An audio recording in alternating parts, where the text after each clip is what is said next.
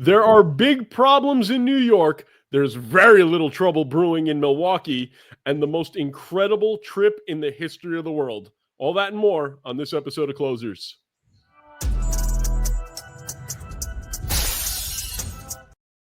What's going on, everybody? A very depressed James the Greek coming at you today, but I'm sure I'll be happier once I see my boy, Mr. 69, David Ardsma. DA, what's going on, pal? Not a whole lot, James. Just enjoying actually some nice, cool weather today. It is only 90 degrees here in Phoenix, opposed to our normal 110, 115. So it is a little overcast. We're going to get a couple days of like 96, 97, 98. That will be a nice respite. Hey, we've been lucky. We've had some great weather over the last week, you and I. Yes, some nice weather, some nice place. It was but it was weirdly hot. It was weirdly like it felt a lot hotter than what it was. And if you don't know where we were and why we didn't do a show next week, make sure you stay tuned because we're going to tell you about our experience in Seattle for the Ichiro ceremony.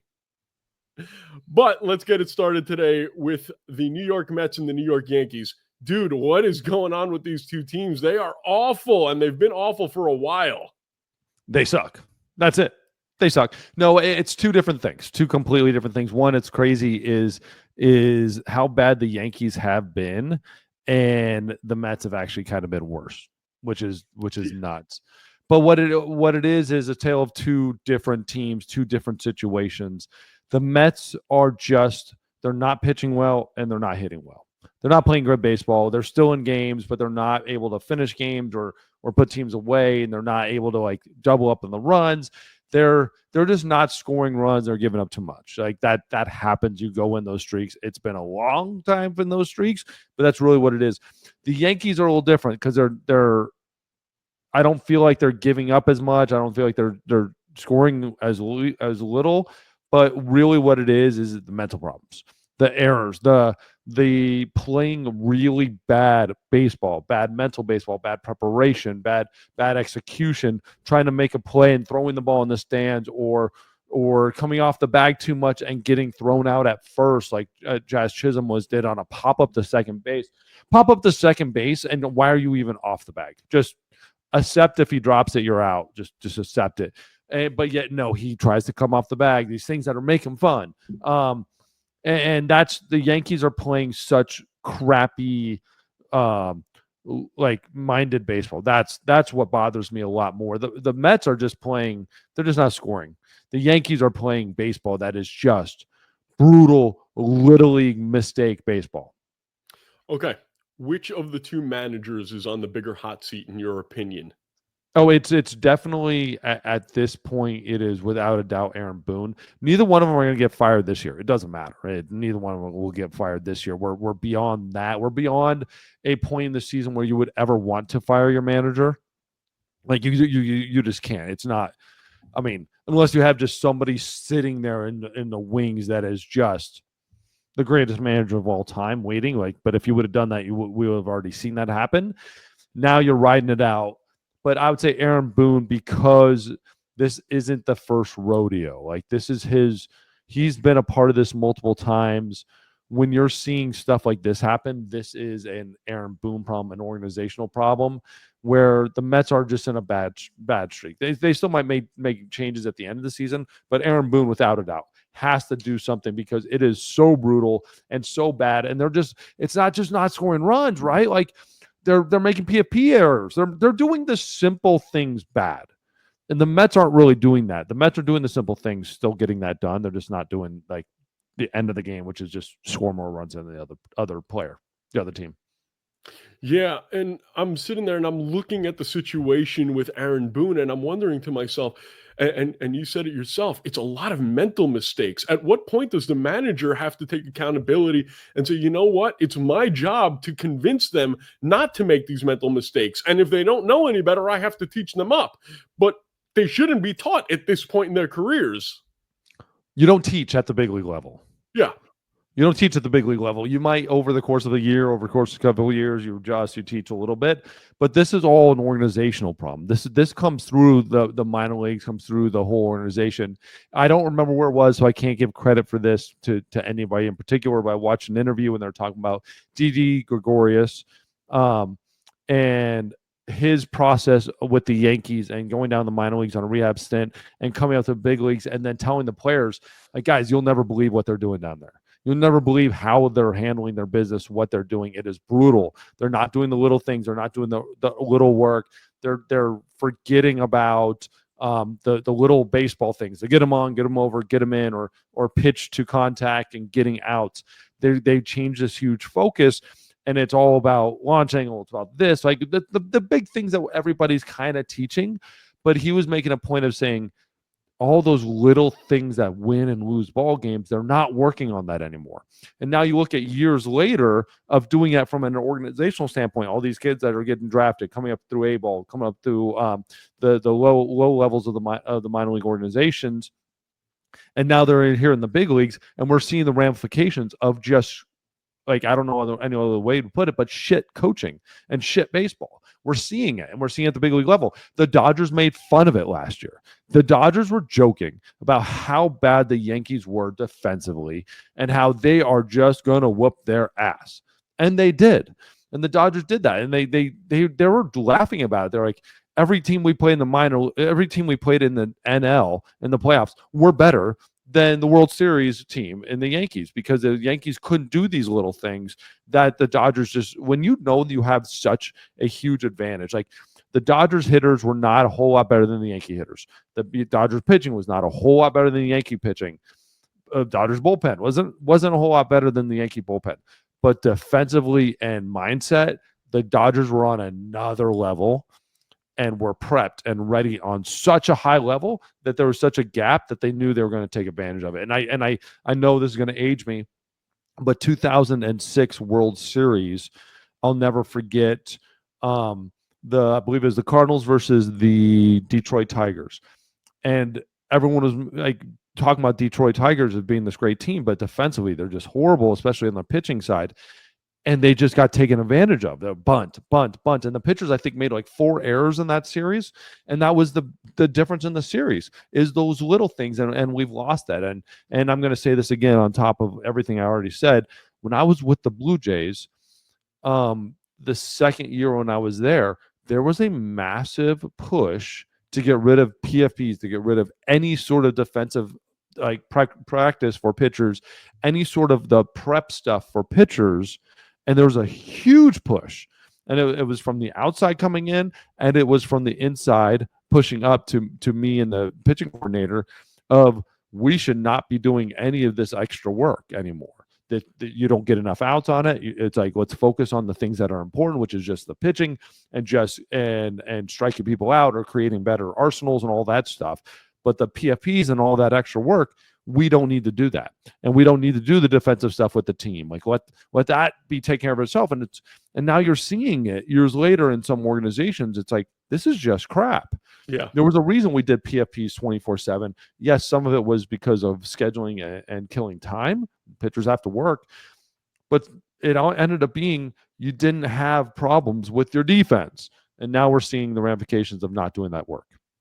The commonalities that the Yankees and the Mets have are many, and one of the biggest one is the fact that there is not a regular lineup or a regular defensive alignment for either of those teams. One day at third base, it'll be Vientos. The next day, it's going to be Beatty. The next day, it's going to be Beatty at second. Then it's going to be McNeil. In center field, we don't know who we have today. Do we have Tyrone Taylor? We have Cedric Mullins. You know, you can't have. I remember growing up, and you always saw, oh, who's your first baseman? Don Mattingly's at first base. There's nobody else over there. Who's going to be at second base? Well, it's going to be Edgardo Alfonso is going to be my second baseman. I'm going back and forth between team and team, but you understand my point is you had guys at their position. They weren't moved about. This whole idea of, oh, I like defensive versatility is wonderful when you have a couple of guys coming off the bench who can do that. But to have that every day, and now I read something earlier today that says Ben Rice is getting getting comfortable behind the plate. Well, Ben Rice shouldn't get comfortable behind the plate because you have Austin Wells over there. And you don't need him to get comfortable behind the plate.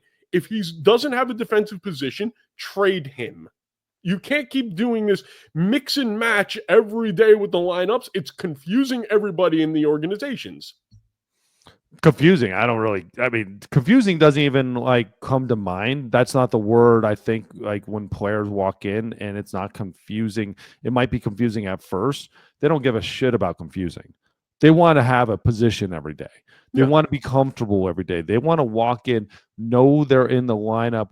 And you know what? Good managers, what they do is the night before. So you finish your game.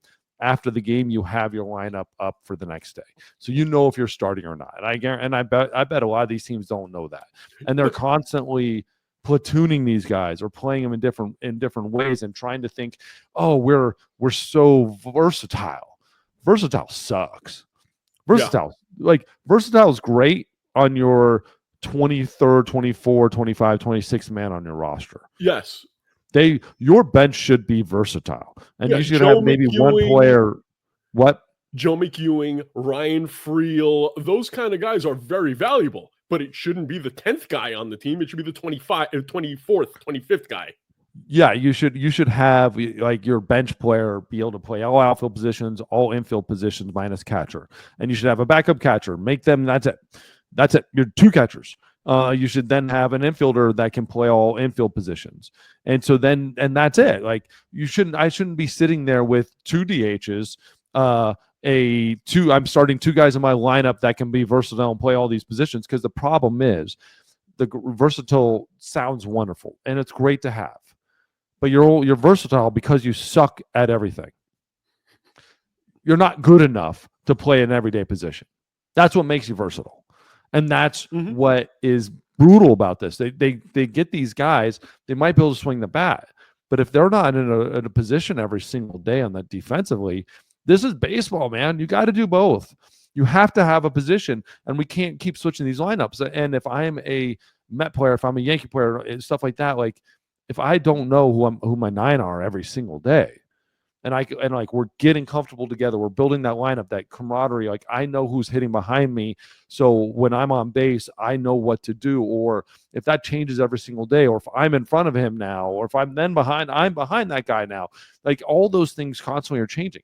Set a lineup, put it out there every day, believe in those guys and let them get comfortable defensively, let them get comfortable in the lineup and see what you have. And if it's not good enough, then bench them. Stop with this constant whoa, we're so versatile. We can do this, do that, do that. Great. Well, you know what? The really good teams don't do that. They have I'm not going to say take away from this. Like the Dodgers, Kiki Hernandez is as versatile as it gets. But what you see is also a problem with Kiki Hernandez. He's not good enough to play every single day in one position.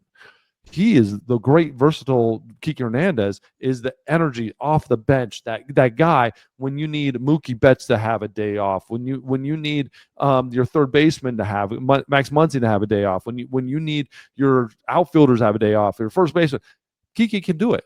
He's the guy that's filling in those holes for when guys need days off or somebody gets hurt. He's filling holes. That's versatility, but he's a bench player that is able to start every single day in all these different positions because he's versatile. But he can't start. He's not your shortstop every day. He's not going to win you a championship at a position every single day. He will fill a gap and fill in when you need it. But there's a reason why Kiki Hernandez didn't have a 5-year, whatever, $1 million deal because he's so versatile. And the versatility also kind of kills you because you're not great at anything. Mr. Ardsma. Is it a good thing that the Yankees and the Mets are both struggling this time of the year? Does it give you any hope that they can kind of figure this out in the next week or two and then go into the playoffs, if they make the playoffs, hot if they're able to figure this out? Is this the right time to be cold? I am absolutely I'm a huge favorite of having a really crappy middle of the season, like for 2 weeks. I am a huge fan of that. I've always been a big push for it. I think the best teams in baseball really struggle in the month of July, maybe the beginning part of August, and then it come together and then are hot in September. But I'll say this, these teams, when you're talking about 50 games, no, That's just crap. You're just a crappy baseball team at this point. 19-30 in their last 49 games. That's just shit baseball. That's it. And so no, in these two team situations, not at all. Now, like you have a bad week, like the Dodgers are kind of having a bad couple weeks or something like that. Completely in favor of it. I like it because it refocuses you. It makes you as a team, as a 26 man, come together and go, guys, we were good. We were playing great baseball. We got a little lazy. We got a little relaxed. We forgot about the little things. We forgot about the hard work that got us here. Let's refocus. Let's relock it in. That's what happens when you have a bad couple of series. You lose a couple series, maybe even get swept by a team that you should have manhandled, and you wake up and you work hard. These teams, I'm just seeing bad baseball. I'm not seeing the ramifications of a bad, you just got a little lazy and you're just playing bad baseball, or you're just playing bad couple weeks. I'm seeing a whole team effort that they go out every single day. And I guarantee you they're looking back going we thought it was just a bad little couple weeks. Now it's turned into a bad 2 months. Yeah, but so to answer your question, for these teams, absolutely not. This is the worst thing to happen because now you're questioning your manager. Now you're questioning whether you should you're questioning everything and you don't have an answer. A bad couple of weeks, you can look back and say, okay, we're not scoring enough runs. We're not pitching well enough. Let's relock it in here, guys. Let's focus and have a team meeting. Work hard every single day. Let's do some early work. Let's start re-engaging ourselves. When it's 2 months, you're just a bad baseball team at this point. It's funny, though, because the perception is completely different between the Dodgers and the Mets. You're saying how the Mets have been so bad for a couple of months and the Dodgers only for a couple of weeks. Do you know how many games separate them in the standings, though? Only a couple? Four. Yeah. The Dodgers have 4 more wins.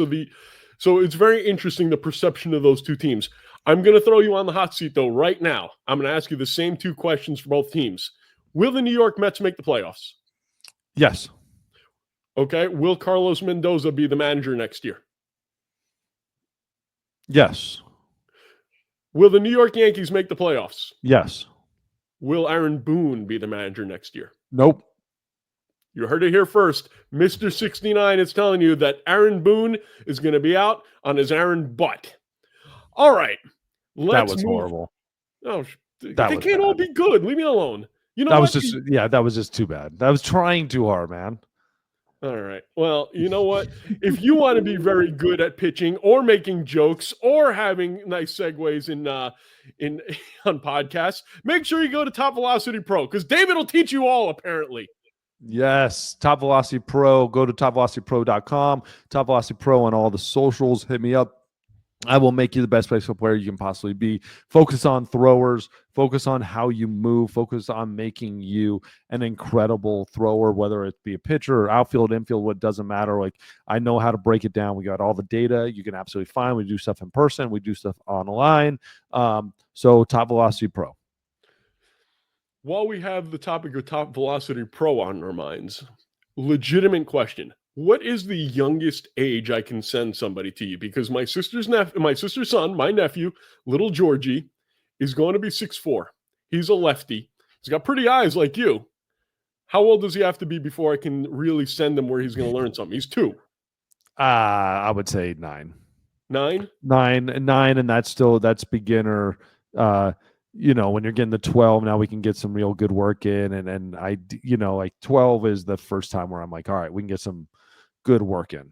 All right. So 10 years from now, that makes you just get them lifting body squats and push-ups and just get them going and mobility. But just like you, James, you should be doing that every morning. Don't shake your head that you're going to tell him to do it. You got to do it too. I was just about to say, who am I to tell him? I'm not going to do it myself.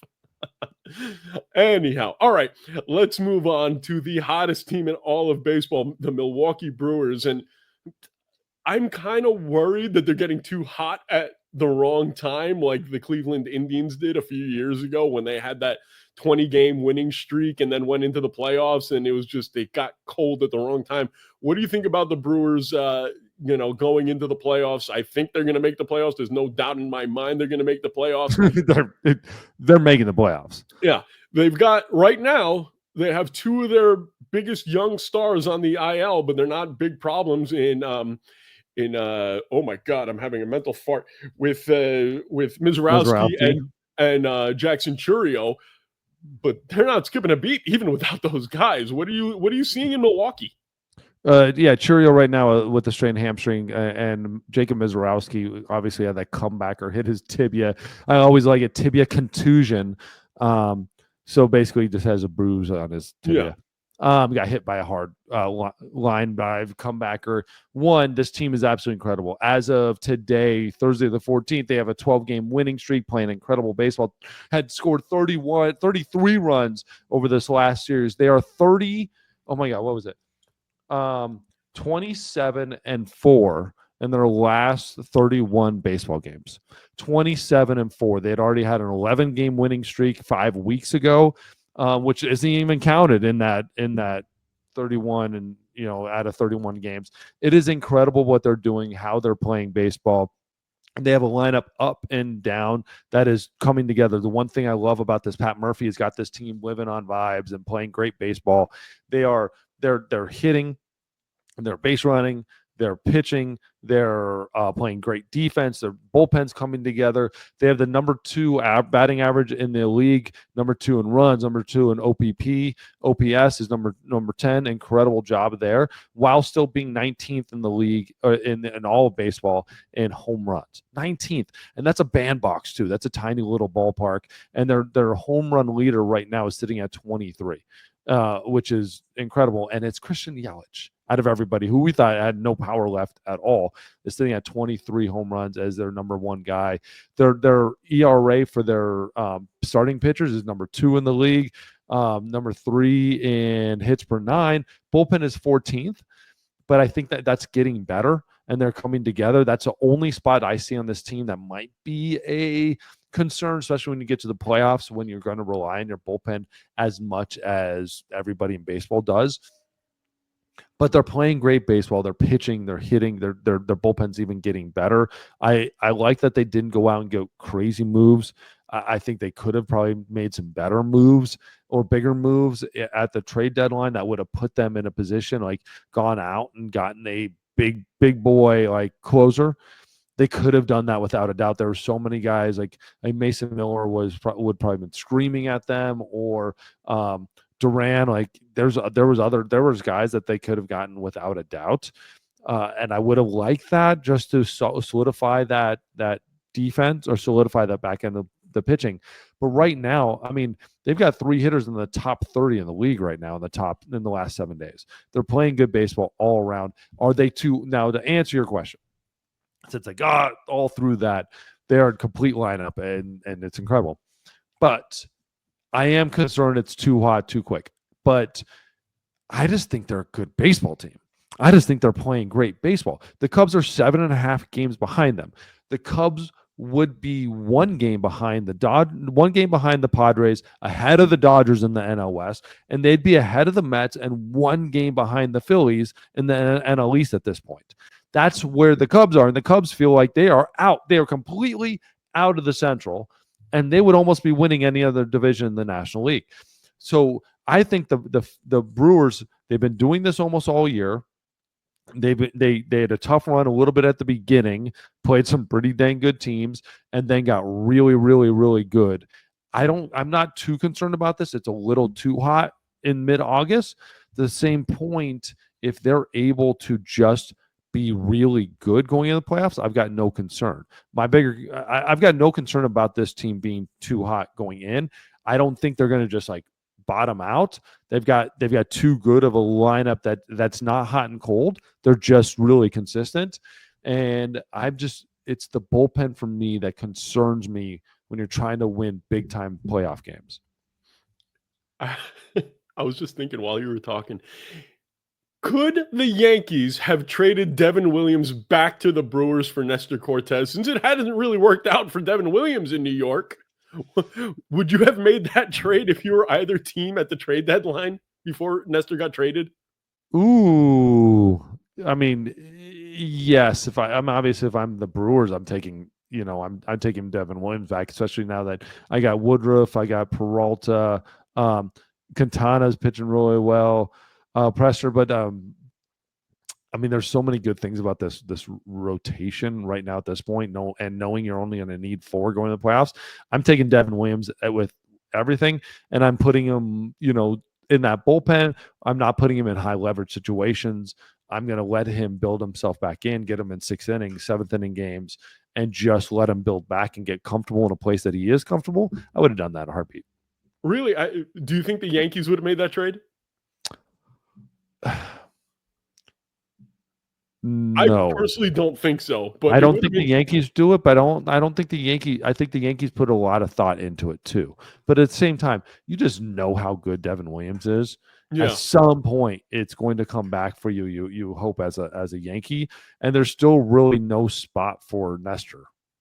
Yeah, I disagree with you about one thing. If they did trade him back to the Brewers, I would have put him right back in the closer role, in my opinion. I would have said, Nestor, you know what you're doing? Excuse me. Trevor McGill. 2.2 ERA as a closer, 28 saves this year. Yeah, you don't screw, and then you don't screw with what's working, and that's where a lot of teams mess up, is they go get a closer and then move their closer who's been pitching really well down, or do something like, you don't bring somebody in a position that they're not normally comfortable in. I think Devin Williams would be comfortable in an 8th inning role, but I would start him at the 7th inning. Before the trade, I'd say, hey, I need to talk to him a little bit of just about role, that he's comfortable, and that's the deal breaker on the trade, is that he would be comfortable with this role. Fair enough. You mentioned, I'd like to hear what you're saying. Well, the only thing that I thought of is, hey, Devin, this is your backyard. You're home now. Like, I'm not worried about you anymore. I would give him that. If he was coming into the clubhouse and I'm the manager, I'd be like, I'm not worried about you, Devin. What are you worried about? You shouldn't be worried. You're back where you belong. This is your home. That mound is your mound. Whatever happened in New York happened in New York, but you're Devin Williams. And I bet you he would have responded like that. Possibly, without a doubt. I mean, again, he's too good. Some of these guys are just too good. We thought Josh Hader was dead, when he was struggling, when he was leaving Milwaukee, going to San Diego. We thought his career was over, and he's back. He just needed to get more comfortable. Well, because you people are the most fickle players of all time. You people. Yeah, you people. You relief pitchers. And don't you people me. You did that to me the other day. I can't remember what the instance was where you started pulling a you people on me. I think Greek. It was Greek. Yeah. Greek. That's how my Greeks. Yeah, so I don't want to hear any backlash from you, any backtalk, young man. You mentioned Christian Yelich, though, when we started talking about Milwaukee. What a beautiful season he's had. Absolutely. Incredible season. I mean, again, 23 home runs, hitting 266. Like, this guy is back and playing great baseball all around. You have to love it. It's a guy who there was a point there where we thought he was pushing himself out of baseball. Yeah. And he'd completely lost power. Like, he'd just become a contact hitter that couldn't do anything with the bat. And now, he's emerged on the scene. And he is a guy, you forget how good he was. He was the all-around 5-tool player. He was the dude. He was the man that we all looked at and said, God, if we could have 9 Christian Yelich, you won't lose a baseball game. And they ended up losing that. And he's come back, and he's not getting enough credit for how good he has been this year. Memory serves, he was traded to Milwaukee for Jazz Chisholm, right? I don't remember the whole thing. I think Jazz was a Milwaukee Brewer prospect that was traded to Florida for him. I'm not 100% sure, but yeah, it's a lot of interesting stuff going on in Milwaukee. I'm rooting for them, and who would have thought that the NL Central would have been that good? All right, let's move on here. It is time for everybody's favorite segment. It is time for Mount Rushmore.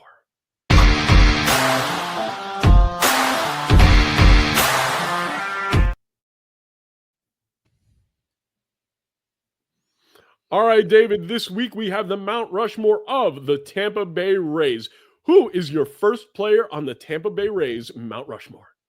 Now, when we get to the Mount Rushmore of the Rays, it's a little tough. It's not quite the same, oomph as some other teams. What they've kind of made a living on bringing players in, and then once they get good, gone, like draft or bring them in with young trades, and once they get really good, go trade them out. It's a lot of the Marlins philosophy. It's just that the Marlins kind of had like some players maybe that's stuck around a little longer. I do like some of these Rays players, right? But it's still they've had some great older players come through there. Like Wade Boggs going in there, Jose Canseco back in the day going in. So they've had Crime some dog. great guys. What'd you say?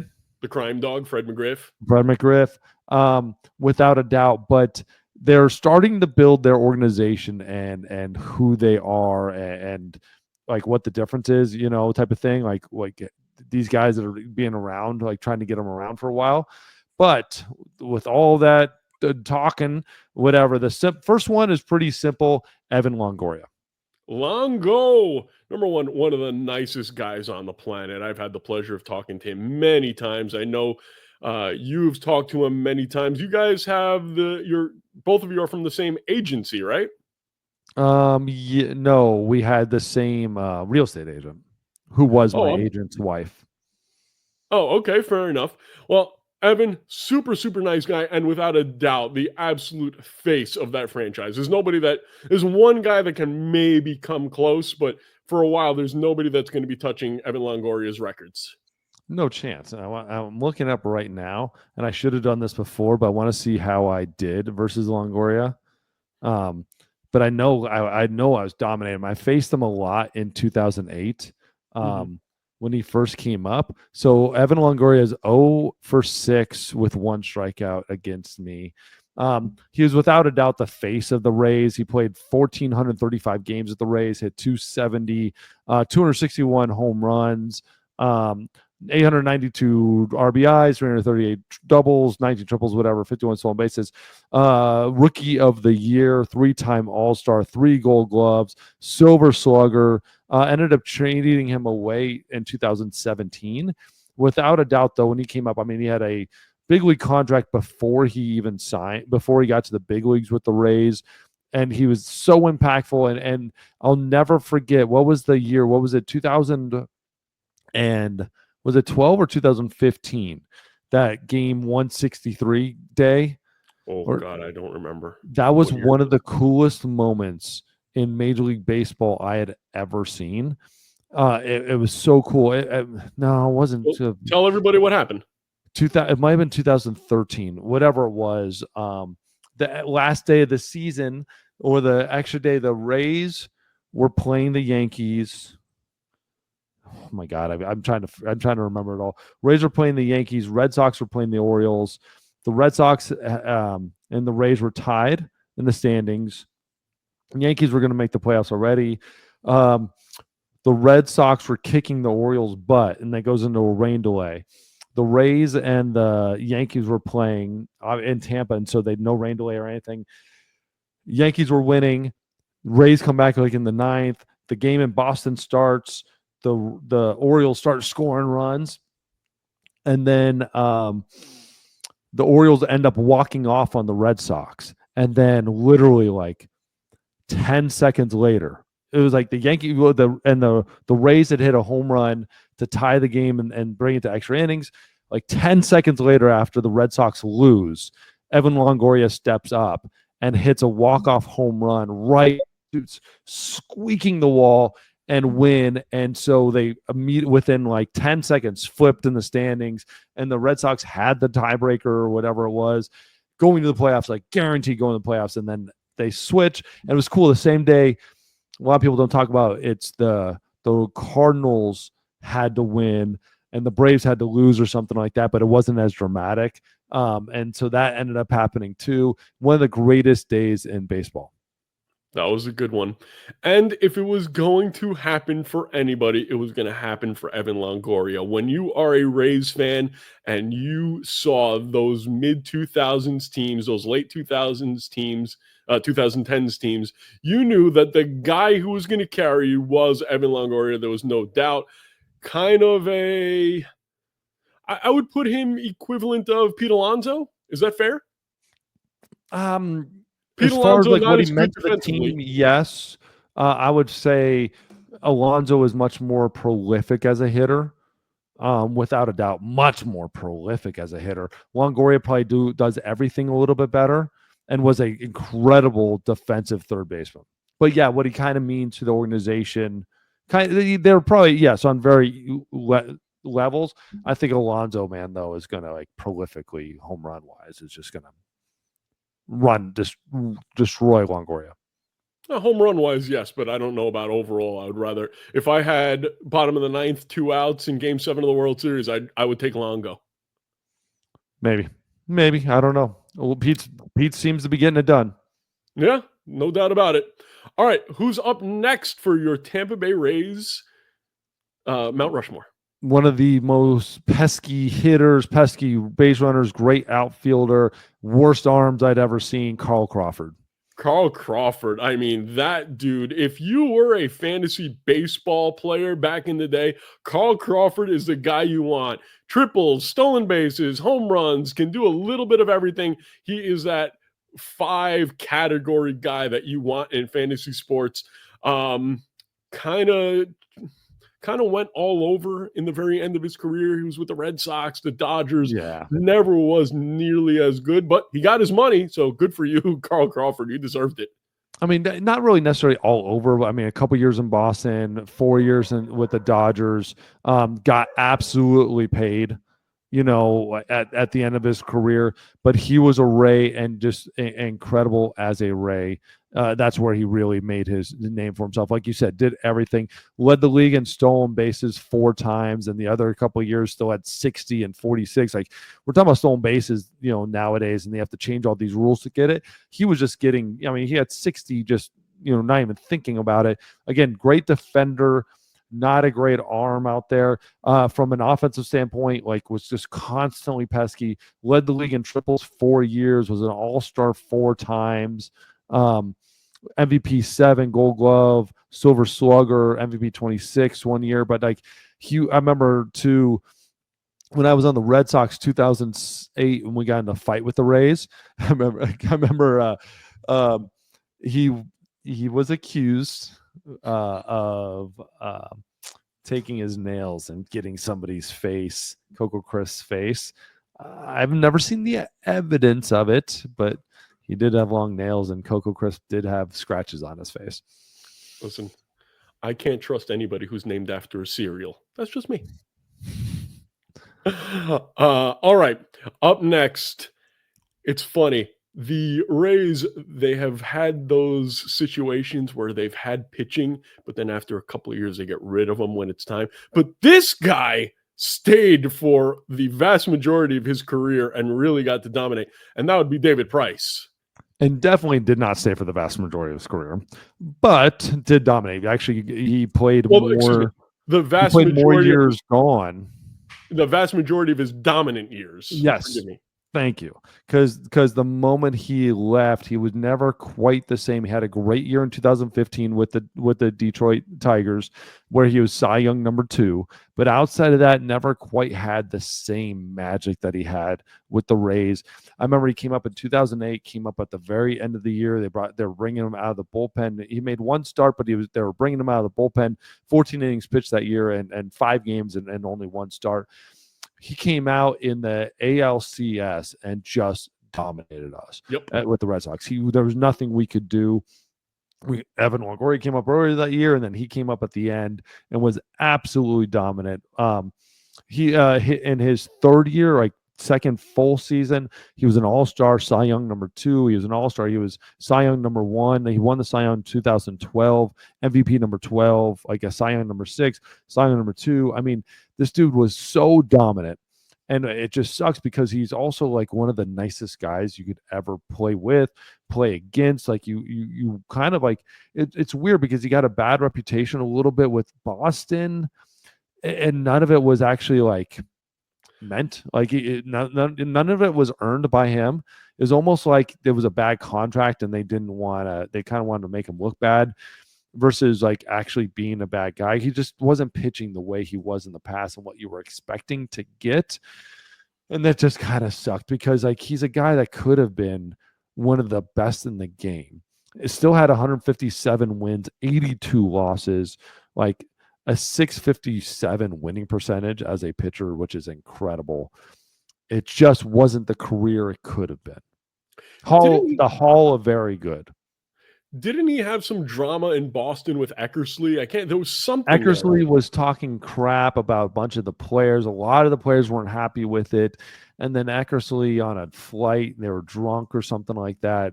And him and Price sort of mouthing off to each other. Eckersley is an absolute legend in this game. One of the greatest pitchers, relievers, starters. It doesn't matter. Like one of the greatest starters, one of the greatest relievers. Eckersley did everything. He was John Smoltz before Smoltz. Yes. Smoltz did it out of like necessity with his arm injury and all that stuff. Eck also was running his mouth. Yep. And Price was a guy that was a stand-up guy, stand-up teammate, and stood up for his teammates and stood up for himself. And it was deserved, and he needed to. It's just when you're not pitching well, you don't get to talk to media. And when you talk trash to media and you're not playing well and you're the new guy in town and you're much better for your opponent, they got to turn around a lot on him. But I think at the end of the day, David Price won that battle. And at the end of the day, the people that, how can we put this? The people that matter in crafting public opinion, which is the writers, happen to love David Price. So he was kind of almost Teflon, even with the stuff in Boston. You know, the writers would tried always hard. really. I'm sorry? They tried hard to make him look bad. Yeah, but even with all of that, people knew how good of a dude David Price was, so it kind of went away. Like you mentioned it, I totally forgot about that because I have nothing but good thoughts about David Price because I was in the media and I heard his reputation. I never spoke to him, but everybody that I spoke to just told me what a good dude he was. Without a doubt. And incredible guy, stand-up man. Like I had never played with him, and I remember meeting him once, and he treated me like as if like we were teammates. I'd already always heard that about him. Yep.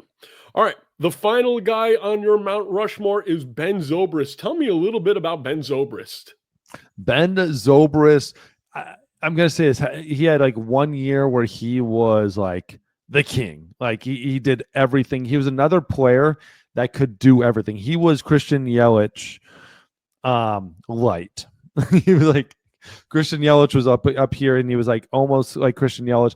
Oh my God, who was the outfielder for the Indians back in the day that was like everything, could do everything? Anyways, you know what I'm talking exactly who you're talking about, and I love the coffee cup guy. Yeah. Anyway, so he was like Christian Yelich light. He was an absolute like hero for some of these Rays teams.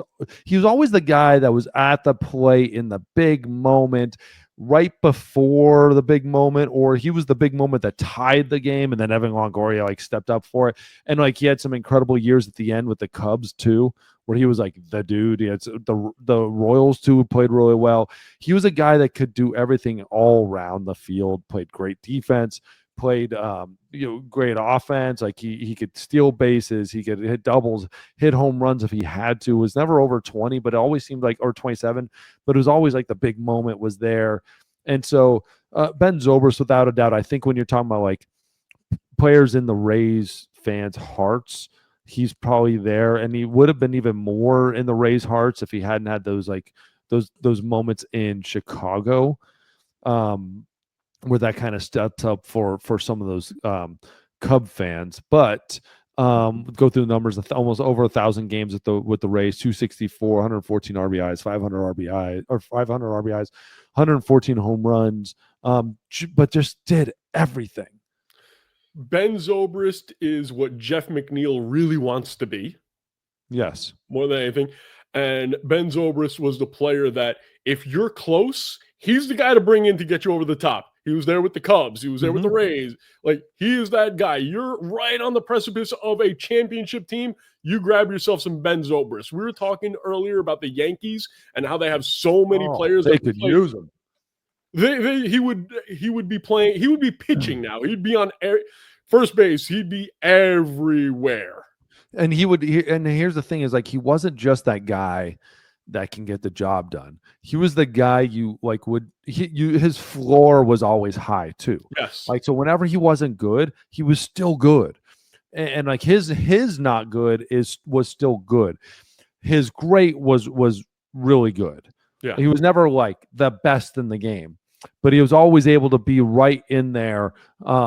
And he just had the mentality. He was all, again, Johnny on the spot. He was like playing like there was always a defensive gem or that base hit that tied the ball game. He was always the guy that was there. And like you said, like he would change that Yankees lineup. Oh my God, he would change that lineup. They need some sort of an award in baseball because a guy like Zobrist is super valuable. He's like the most valuable type of He's guy the you can sixth man, have. right? He's the sixth man award where They he's need a not Johnny on the spot award. Yeah, Johnny on the spot. I would say even better than six man because he's there. He's the glue. You know, you're talking about like a glue guy, like in football. Like you're talking about those guys that just they're the guy that's running somebody down when no one else can catch them, or like they're they're a step ahead of you at all times. Yeah, great player. All right, who's your first man out? And we're going to disagree on this one. You're going to disagree on this one. I like a it. little bit. Big game James Shields. Okay. I've met James Shields numerous times. I like James Shields and great player. But I don't know why when I think about the Rays and their success, I was waiting to see a BJ Melvin Upton somewhere on this list because when he was great, he was was that piece that really put them over the top in addition to Zobrist and got them to that World Series that they made. I understand the reason for James Shields. I get it, but I just think that Rays, I think BJ. I don't know BJ why. Upton, the thing about BJ Upton, he was never Flash in the pan. He was a flash in the pan at a time when it was like good for you. Like great. Awesome. And then he's out. Yeah. James Shields was the dude that kept this pitching staff together. He was the glue. He was an ace. And he was an ace like every single like big game James. That's why you had him. There was something about having to face James Shields in Tampa that you wanted nothing to do with. BJ was always wonderful. Like there's nothing I'm going to say bad about BJ Upton as a Ray. There was a difference with James Shields. He was a legitimate bona fide ace taking that ball that you just step back and went, God. And like he had a propensity to be big moments. And you don't get that nickname for nothing. And in Ray's history, in like their changing of who they were to who they wanted to be, he was the dude that was there. He was the man, and he had the ball every single day with just this little smirk on his face that you just wanted to slap off. But he was just going to shove it up your guys' team. 16 here. Let's go through this. 19 complete games when he was there with 8 shutouts. He played 1,400 innings, a 1-2 WHIP. He won 87 games as a Ray. Took the field every single day, was always huge, was all-star, and then he was also a big part of them continuing going forward through trade. So he was there in the lean times in 06, 07, and he was taking the ball as their ace in 08 when everything changed and went to the World Series, and then 9, 10, 11, 12, he ended up getting traded. I guess I don't pay attention to him as much because, I've been known as Big Game James. So for me, he was just like the third in the line of Big Game Jameses. It was me, James Worthy, and then James Shields. So maybe that's why I look at BJ more. All right. And finally, the guy who's on the team now who could make the Mount Rushmore. You did this before the season. Before the season, things have changed, and I would, So I'm going to let you go with this one. I'm going to say this. So my guy right now, Shane McClanahan, again, hit the ground running as good as anybody has ever done it. incredible stuff, incredible pitcher, rookie of the year, number 7, Cy Young, number 6 on his sophomore year, the way he followed it up. All-star in 2023, then obviously had the elbow injury. Like, he was 11-2 in 2023, like on his way to just having a monster career. And then elbow. He had Tommy John in college at South Florida. I actually remember I went to South Florida with our GM, assistant GM, and pitching guru, and went with the Rays and with the Blue Jays, and went and watched him. I personally interviewed him for an hour, a one-on-one session. I was incredibly blown away by him. But the first thing I said is he's going to be great for a couple years and blow his elbow out. And that's exactly what he did. I remember that was my write-up. And it's kind of hard to write that, knowing that everyone's going to read it. But you said, like, he's going to be great and he's going to get hurt. But so here's what it is for me.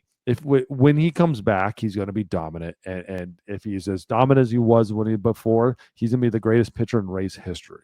If he's even close to as dominant as he was before, because like David Price won the Cy Young, McClanahan, what did I tell you, was number 2 or number 6 or whatever his sophomore year, or 3. I mean, like these things that he was on the trajectory, it's just injury. Is he going to be able to get past that? And then are they going to be able to sign him? Because if he gets past that, he's going to be worth too much, yada, yada, yada. So to go to what you're talking about, which is one of the most exciting players in all of baseball, the fastest player in all of baseball, this kid is on another level. I think there's 2 players to talk about. Chandler Simpson is on another level on speed and excitability. And then you got Junior Caminero, and like, dude, like what this guy is doing and how he's doing it. I remember I made a big deal out of his home run down in the Dominican for the Winter League. That is how you excite and put energy into a fan base. The dude has 34 home runs this year. He is not going to catch Cal Raleigh, but he's going to be really close behind him. And like, he is one of the most exciting, best players in all the game. Chandler Simpson's hitting 302 and has 33 stolen bases and is a beast on the base path. There's a lot of things to like about these 2 guys.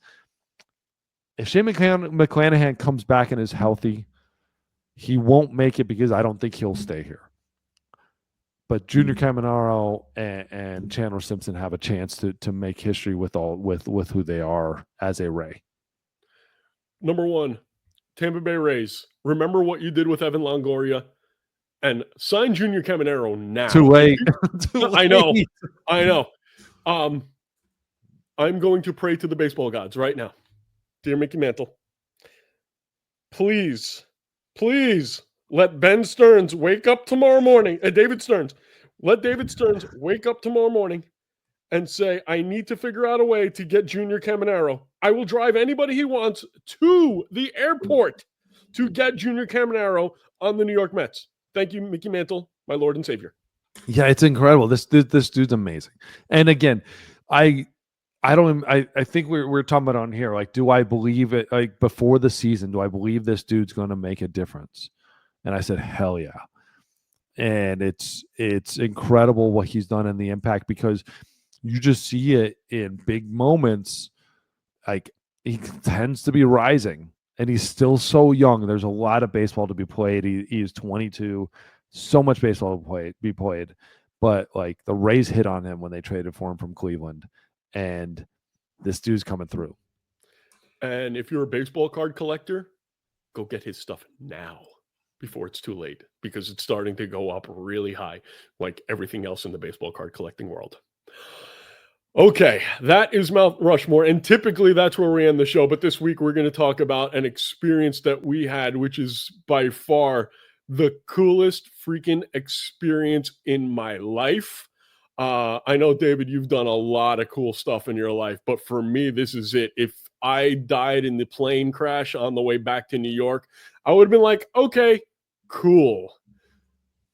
David got to email, and before we start, we just want to thank Tim Hevley, the head of PR for the Seattle Mariners, And I'm sure Junior had a little bit of a hand in it, and everybody else who put up with us, or let me rephrase, put up with me during the I don't celebration. know how much. I actually don't know how much Junior had to do with it, but like Tim Heavily and the marketing department and Yeah. their whole team and everybody from the Mariners, like everybody from the Mariners. Well, I'm sure Tim Heavily was at the Hall of Fame with Junior and brought it up He to him at was. some point. So, yeah, I'm sure Junior said, "Yeah, it's cool." I don't know. Yeah, Yeah. maybe if he didn't, awesome. But regardless, you reached out to him as a former as the current Mr. 69, a former Seattle Mariner. You reached out to him and told him that we wanted to be a part of the Ichiro festivities for his number retirement this past week in Seattle, and they were nice enough to oblige and let us come out there. And I don't know about you, my thought going in was they'd probably give us a press pass so we can watch the game from the press box and give us access so that we can go and say hello to Junior and say hello to Ichiro, your former teammate. I did not think they would do what they did for us. And please tell the story, because you are much less excitable than I am. I don't think I'd be able to stop. And Alex, if you have any questions, feel free to pop on and ask. Yeah. So really quick, if you see me wearing that jacket, that is actually James's jacket because I forgot to bring my jacket. It does look very similar to that, but yeah, there's a great picture of Bones, man. How about that? Anyway, so now I'm reliving it. Oh, Felix, I like it. Fifi. All right. So yes, we heard about Ichiro's number retirement. We know this is going to come, but one of the big things with the Mariners is you don't get your number retired unless you are in the Hall of Fame. So Ichiro obviously gets in the Hall of Fame. Only one voter didn't vote for him in the Hall of Fame, but he gets in the Hall of Fame. So the Mariners now are retiring his number. Which, by the way, they actually left a seat empty for that one voter who didn't vote for Ichiro in the stadium during the celebration, which was even cooler. Continue. It's just funny. The Mariners are definitely playing on that, having a great time with it. And then even had a joke that maybe his invitation got lost in the mail. But so we knew this was coming up for a while. Ichiro and I were not only teammates, we were locker mates, which means I had a locker, we had an empty locker between us, and then it was Ichiro's locker. So every day of my Mariner career, the player I was sitting next to was, well, one was Mark Lowe, the other was Ichiro. And we just, also known as Balls. Ichiballs. We hit it off really well. And Ichiro is just an incredible teammate. It was amazing to watch him every day, preparation, getting ready, his routines. It changed my career in routine. I was a routine-oriented baseball player. And to watch him take his routine to another level changed me who I was. And we'd become very close. I have a signed jersey for him, but like during that time, I felt very close to Ichiro. We're not like best friends or anything like that, but it was incredible. And so I get go sign a Yankees contract. Ichiro ends up actually coming to the Yankees too. So I was there and spring training with him with the Yankees and got to experience that as well. Moving forward, when we knew this was coming down, I got ahead of it and talked to Tim Heavily, and he said, "Yeah, man, we'll take care of you." And they absolutely did, bringing us onto the field and one in their VIP gala before the whole Hall of Fame thing. So that's where the picture with Ichiro was and Felix and all those guys.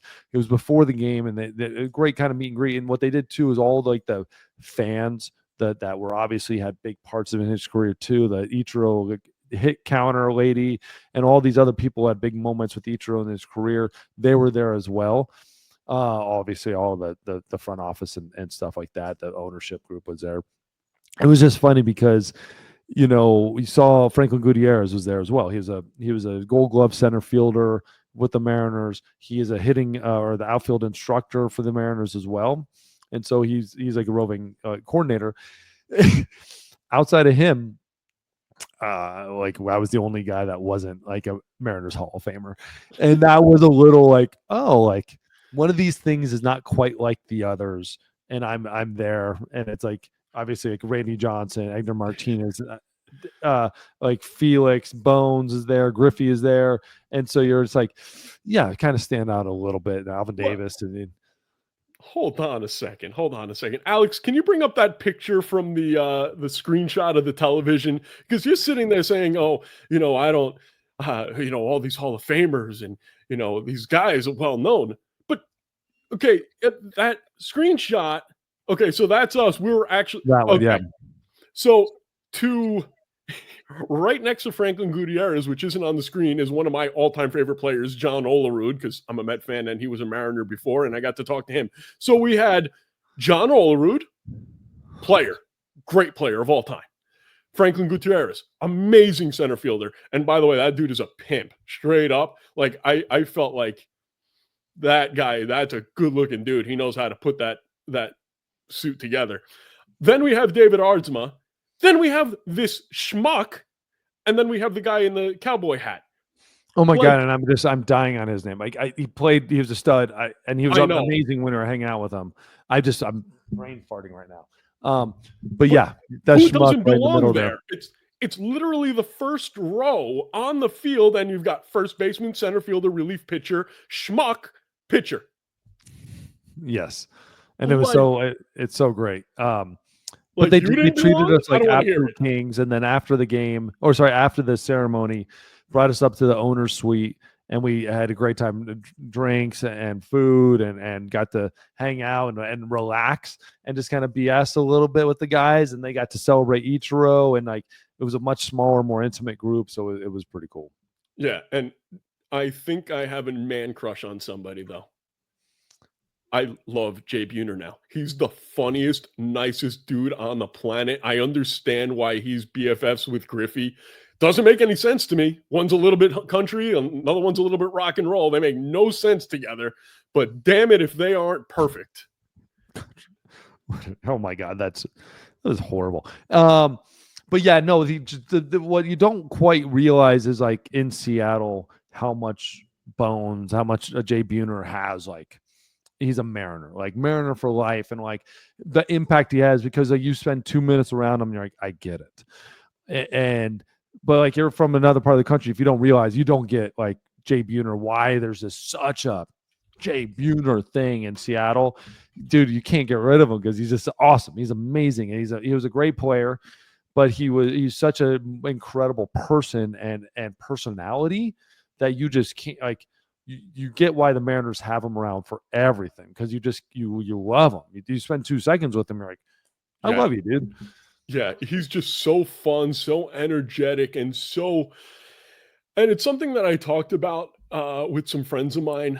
Obviously, I went into this thing like you went into this thing. You knew everybody for the most part. Yeah. There wasn't anybody that you didn't know. I went in there and I didn't know half the guys. There's some people that I knew pretty well from my days in radio and whatnot. But I got this sense because I was there with you and because I'm friends with Junior that these guys just let me in and they like. How can I say? You're in the club when you're with certain people. You're in the club. But for example, like I don't know if I was walking down the street and maybe I didn't get a good sense of him at all. So tell me if I'm wrong. If I'm walking down the street, I don't think Felix Hernandez would have been as outgoing and kind to me if I wasn't there with you. Not saying that Felix is a bad guy, but he just seems like to maybe the fans, he might be a little standoffish because like, oh my God, another guy coming up to me. Jay Buhner, not like that. I got a feeling if you see Jay Buhner on the street, he'll talk to you for 15 minutes, doesn't care. But it was really, really cool to be part of that. Like, oh, I can talk to him. He's not just a normal fan. Buhner, completely different, though. He's like, yeah, bro, what's going on? He reminds me of Billy Wagner in certain ways.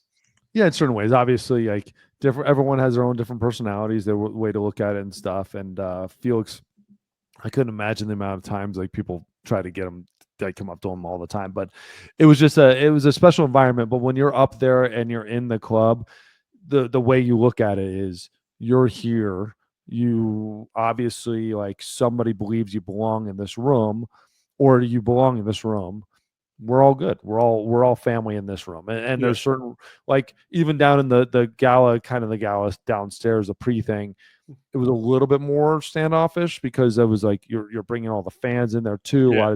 A lot of these season ticket holders and stuff, higher level season ticket holders. But then when you go up into the private room, up in the Mariners box, then that's the tiny group, and that's when you realize like that's when we're doing toasts, we're doing shots, and we're doing stuff like that where you realize like if you're in this room, you belong in this room, and we're sitting there with the director of the Hall of Fame, and Jeff there's people that if you're in that room, like you're one of us somehow. Yeah. And it was just so cool to be one of you guys for just a fleeting moment in my life. Like I said, plane crash, I'm cool. I'm out. I'm good. I'm done. All right, let's bring in our producer, Alex, who has a couple of questions. Flip it, Jones. What's up, guys? How are you guys doing?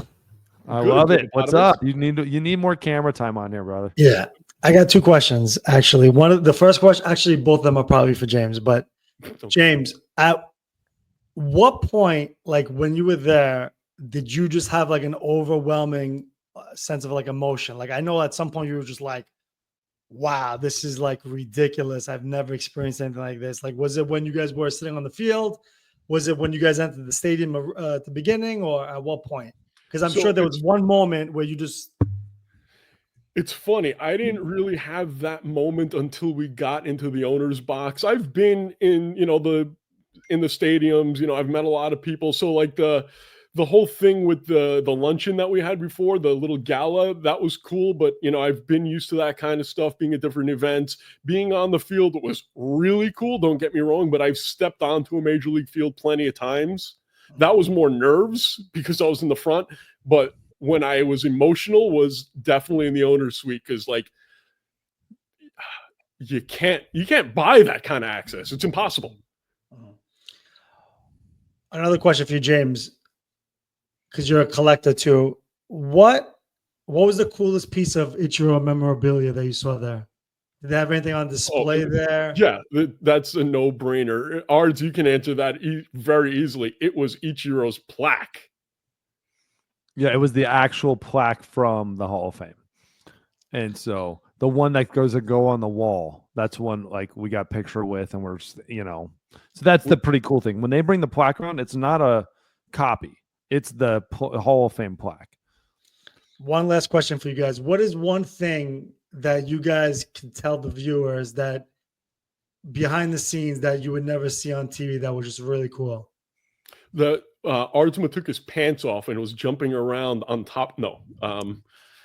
Ards, you answered that one. I'm trying to think about that. Thing that people want to see, you just don't see, you don't really see the players relax like you do. Like you see them on the field, you see them kind of joking, smile, whatever. They got the suits on, and even when they're relaxed, they're relaxed. But when you get them behind, the first thing Griffey does is take his jacket off, shirts out, and there's like, it's just like, I get to be myself. And you don't get to see it too many times with Ichi, especially in these type of moments, because he still has to be Ichiro, and it's his moment. All the eyes are on him. But when you get to see those guys just take a breath, have a drink, and just go, "What's up?" and just relax, and you that's what you get to see in those moments, is that breath, especially after like the first 30 minutes. Everyone just goes, ah, and slaps each other on the back and goes, "What's up?" And those are the cool little things like that. One of my favorite moments, the whole thing, was getting to see like the old security guards of like that was still there, like down in the bullpen, getting to see Paul down there, and he was up now, and like he was doing the security for the room, and getting to go see some of our fans, Mike Malota, you see Carla, and you get to go see these people that were supporting my career, supporting me and my family. That was some of the cooler moments, like seeing Junior, seeing like Randy, like obviously Ichiro, Felix, Edgar, all my old guys I know, like that's really cool. But then getting to connect with the people that truly like supported me and stuff like that, like as a Mariner, was a lot of fun. Thanks, guys. That's it. Yeah. So James never gave an answer. I was actually going to say the exact same thing. Just seeing these guys with their hair down, those who did have hair, it was. And speaking of hair, I'm really, really not happy. Ryan Roland Smith, it was good seeing you, brother. Oh yeah, Ryan. Oh my God, Ryan, my brother-in-law. Yeah, we got to see David's brother-in-law, who does broadcasting for the Mariners. but the son of a bitch has better hair than me. I'm not happy about this. You know, I was sitting next to you and Buhner and I'm feeling good. I'm like, you know, I got my my good kicks on, my nice J's, and I've got my hair going. And then Ryan's got to come in and he's got to have that quaff. And I'm like, you son of a bitch. It looked good. It looked good. You got great hair. I'm jealous. But in all honesty, seeing those guys with their hair down, like I've heard Randy Johnson at times can be a little ornery because he's Randy Johnson and everybody that comes in contact with him wants something from him, wants an autograph, wants a picture. But when I went up to him, he was just like, oh, you belong here? I can be cool to you. So that was just awesome. All right, guys, I hope you enjoyed this show. I hope you enjoyed the story from Seattle. You got any questions, any comments, you want to put them in the comments section, we will respond, we will reply, we will do everything we can. And Carla, thank you so much. It was great seeing you. Can't wait to get that little Ichiro plaque from you. You are the sweetest, and I was so happy to give you a hug in person for once. I'm James. He's DA. We'll talk to you next week, everybody. Bye-bye.